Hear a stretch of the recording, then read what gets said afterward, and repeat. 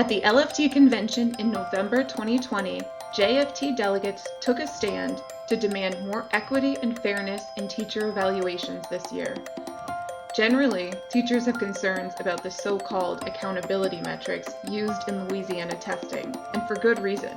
But this year, things are even worse. We already know exactly what to expect. Students have experienced learning loss. It's unfortunate, and no one has worked harder to correct this than teachers and other support personnel, but we have to be realistic. In the spring of 2020, students and teachers were pulled out of school with very little to no time to plan for alternative learning options. Since then, they have juggled non-traditional education and COVID-19 safety protocols amidst the trauma of a global pandemic. Teachers and their students have had to adapt to a completely new educational model that continues to change. We have already asked teachers and school employees to bear an impossible burden this year. JFT's resolution seeks to protect teachers from being punished on top of it. In the last legislative session, LFT was successful in passing common sense changes to VAM to ensure that teachers would not be unfairly penalized by circumstances outside of their control.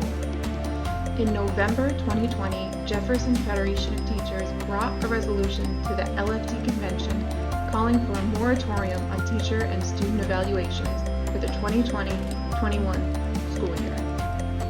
It also insists that SLTs be agreed upon by the evaluator and the educator, and calls on Bessie to apply for a waiver to ensure that suspension of these testing metrics wouldn't negatively impact Louisiana's eligibility for federal programs. That resolution has directly led to Senate Bill 35. LFT worked with Senator Troy Carter to propose legislation that would hold teachers and students harmless for student growth measures for the 2020-2021 school year. JFT and LFT are actively working to push the state to re-examine the evaluation model for students and educators.